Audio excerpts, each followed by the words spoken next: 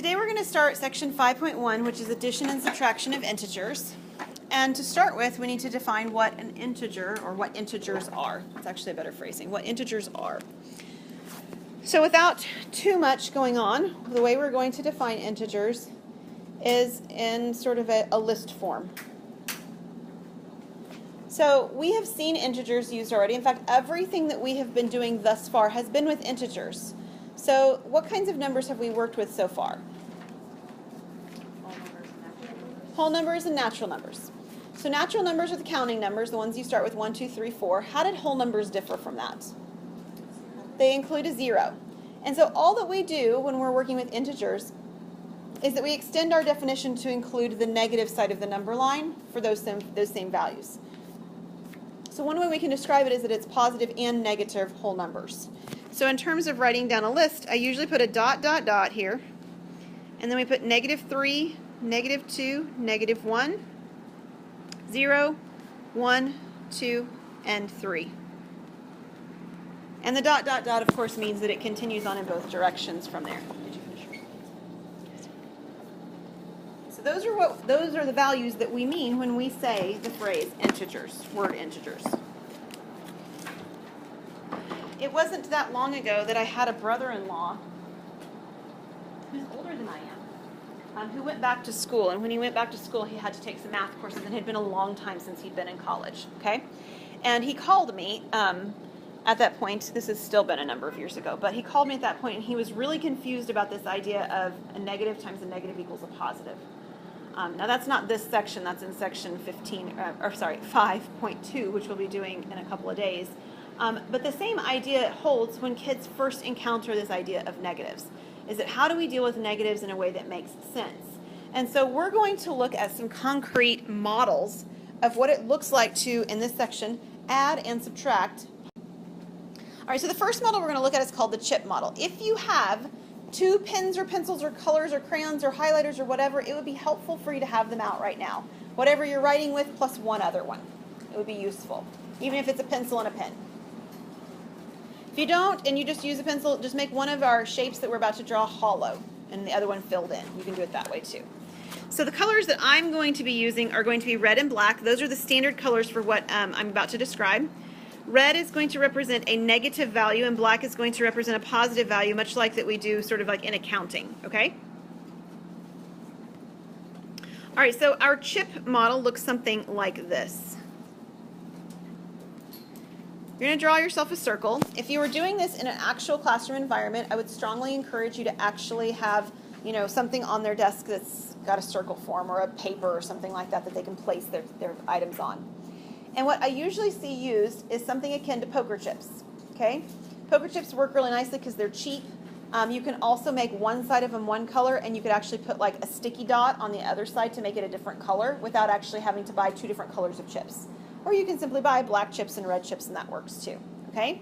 So the idea is that for every positive number, you put that many positive chips into your diagram. So my number is 5, so I'm going to put 5 black circles. Now, if you're using a color that's not black and red, then I need for you to tell me what the color means. Whoops.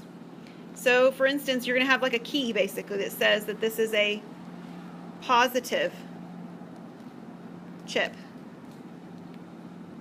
Okay? And then, for me in a minute, I'm going to use a red to represent my negative chip. There's really nothing special about the red and the black. It's going to be just whatever you're using in your classroom environment to designate the 2 different colors, 2 different types of numbers. And then I've got my -3, so I'm going to put 3 negative chips in my circle. So this is the visual representation of the numbers +5 and -3 with manipulatives. And then the idea would be to pair them up. And if you pair them up in such a way as a black one with a red one, those are opposite values, right? One's a positive chip, the other one's a negative. They're what we call a 0 pair. They add together to be nothing. So you're going to pair them up, and you're going to be like, okay, these 2 pair up, and these 2 pair up, and these 2 pair up. And in some sense, when they pair up, they become nothing, or they are removed from your diagram. And then the result over here, if you will, is that you have on your, oops, I didn't get that right. on your paper, on your desk, or in your circle, you've got 2 black chips left. And since the black chips mean a positive number 1, this would be the value 2.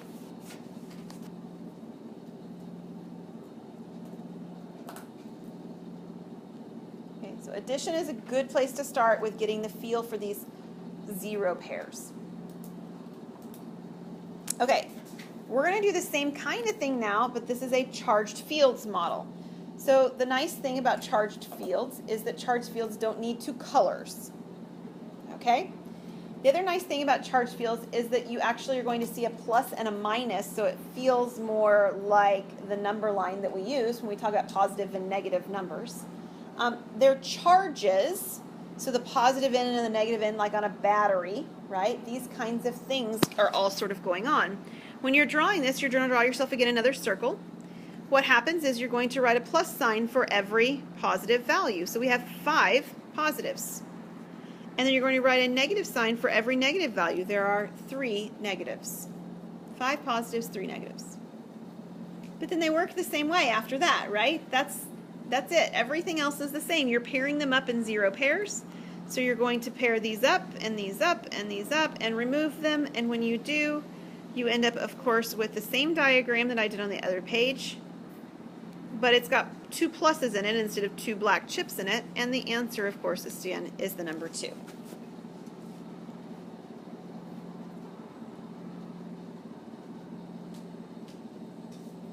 Okay, so far so good? There's 2 more models, I think. Yes, 2 more models for addition. The next one is called a number line model.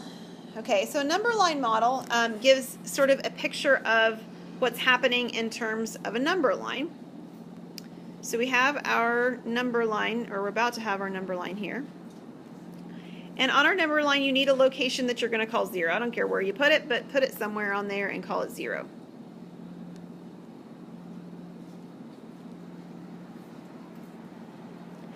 So if it's a positive number, you move to the right. And if it's a negative number, you move to the left.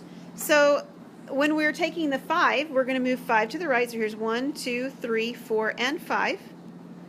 And then over here, this tells me I'm moving 3 to the left. So in some sense, I'll draw an arrow. I have moved to the 5 to the right. And then I want to go 3 to the left. In fact, oops. I moved 3 to the left. That's the negative 3. And the location where I land or end up right here is my solution. And that is, again, a number 2.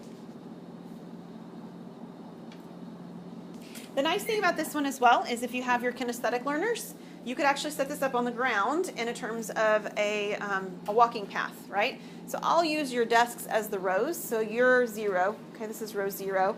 And you could move forward 5 rows. 1, 2, 3, 4, and 5. And then we could go back the other direction, 3 rows. 1, 2, and 3. And we can see how far we are from where we started. And we're 2 away, and we've got the ability to do something with movement. So it works nice for that. This last model is for those kids of yours who maybe think in terms of patterns, okay? So this is a patterns approach. What we're going to do is we're going to use prior knowledge of what we know about addition of positive numbers and create a pattern to see what happens when negative numbers are involved. So this one actually starts out with taking 2 positive numbers that we know how to add together. You don't want too big of positive numbers or the pattern becomes very long to establish. But, you know, that's the goal. So what is 5 plus 2? 7. And then we want to decrease what we're adding every time. 5 plus 1 is 6, and 5 plus 0 is 5. Okay, so those are all whole numbers of addition, correct? And the idea is to continue decreasing the second number until you get the second number to be negative 3. So I'm going to write down the left-hand side of this. This is 5 plus negative 1, 5 plus negative 2, 5 plus negative 3, and that's where we stop, okay, because that's our number we're actually looking for. And we want to complete the pattern on the right. The pattern on the right now says 7, 6, 5, so what comes coming next?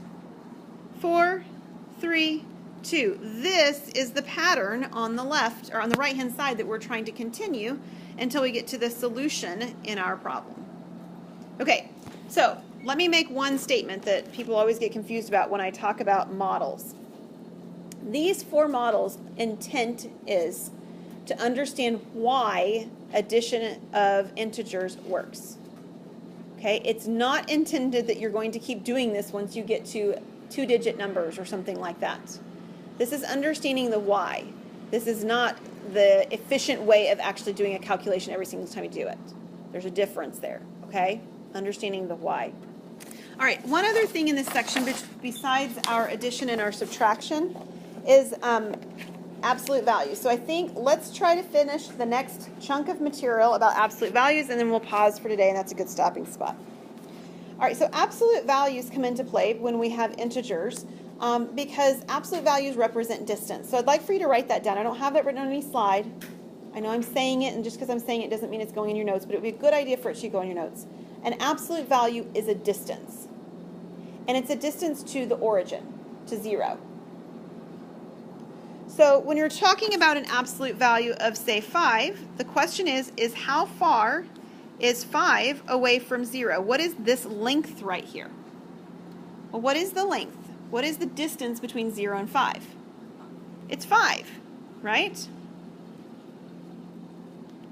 But when you're doing the distance from -5 back to 0, so here's -5 over here, what is this distance? It's still 5, because it's a distance. So absolute values always give you a distance, and a distance is a positive quantity. That's an important feature to realize.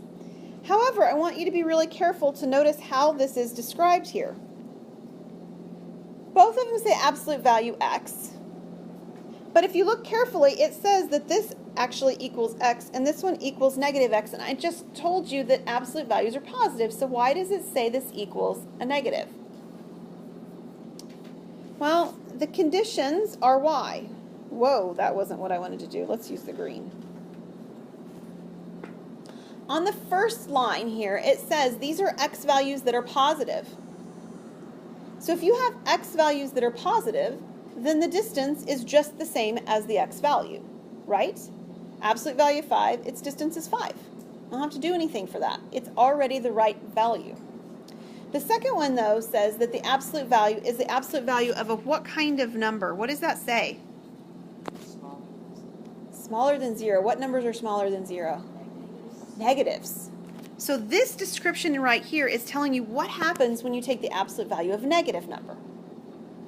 Well, visually down here, it looks like I take the absolute value of a negative number and I remove the negative, right? I just only write down the positive part.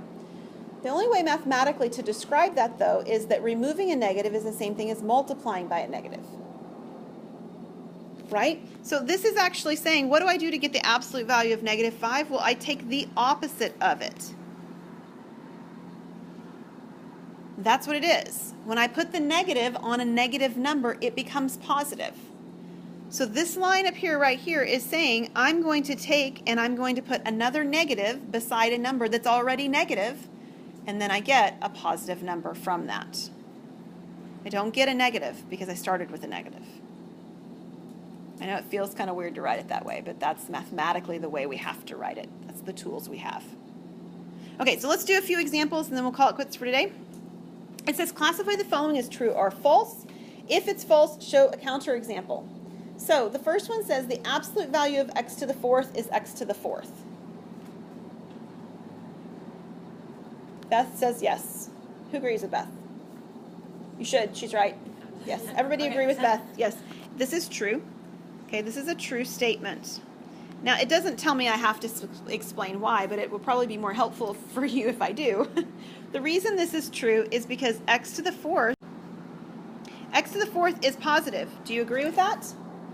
I mean, it could be 0. 0 to the 4th is 0, but it's not negative anyway, right? So if this number is always positive, then its absolute value is always the same that it was before. It's the first line of this part right here. It's up here. I've already got a positive number, so when I take its absolute value, I still have the same number I started with. So this is a true statement. And the reason is because x to the 4th is greater than or equal to 0. So if you want to say this, you could say it's by line 1 above, or by the first half of the definition above. What about x to the 5th? Think in the same way. The reason x to the fourth worked is because x to the fourth is always positive. Is x to the fifth always positive? It's not. This one's actually false. And let me give you an example. Let's say that x is -2. What is -2 to the fifth?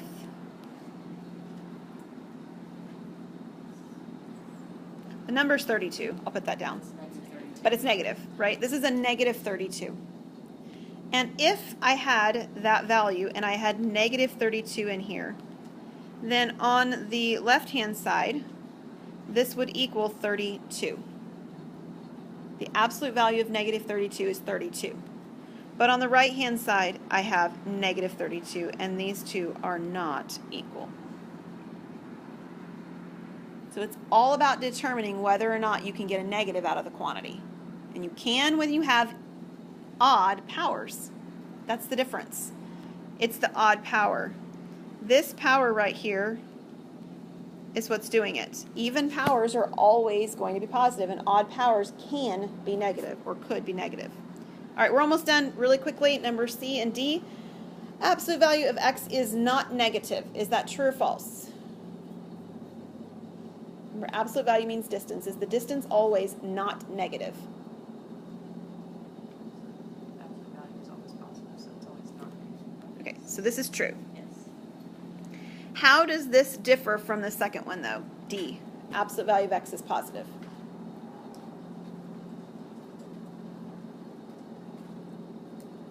Are they the same statement? Man, they're so close. But there's a third option. 0. What would the absolute value of 0 be? It's actually 0, right? The distance from 0 to itself is 0. It works. It's sort of weird to describe it that way, but right? Like, what's the distance from us right now to the room we're in? Well, we're in the room we're in, so our distance is 0, right? It's still a distance. So the absolute value is not always positive. That's actually a false statement because it could be 0. It's definitely not negative, but it also could be 0, hence it's not always positive.